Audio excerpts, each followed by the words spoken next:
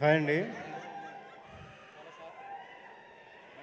ఆ, ఒక వ్యక్తి సినిమానే ప్రేమిస్తూ, సినిమానే మాట్లాడుతూ, సినిమా గురించే ప్రతి క్షణం ఆలోచిస్తూ ఉండే లాంటి ఒక ప్రశాంత్ వర్మ గారు నాకు పరిచయం అవ్వడం, నాకు ఈ సినిమా ఇవ్వడం రియల్లీ నా నా అదృష్టం అండి అసలు యాక్చువల్గా. ఎన్నో రోజుల నుంచి వెయిట్ చేస్తున్నా కానీ అసలు ఎవరు ఇవ్వలేంది ఈయన ఇచ్చాడు నాకు.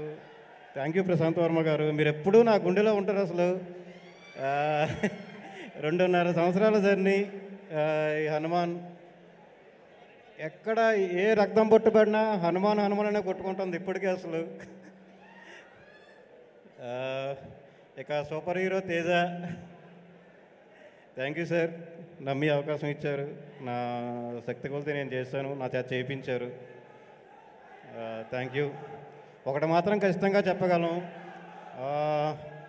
కోహ్లీ 50వ సెంచరీ కొట్టినప్పుడు స్టేడియంలో ఎంత డీబీ రికార్డ్ అయిందో, ఈ సినిమాలో వచ్చే సీన్స్కి అంతకన్నా ఎక్కువ క్రౌడ్ వాల్యూమ్ అయితే రికార్డ్ అవుతుంది. ఇది మాత్రం ఖచ్చితంగా చెప్పగలం. అంత బాగా వచ్చింది సినిమా. Thank you.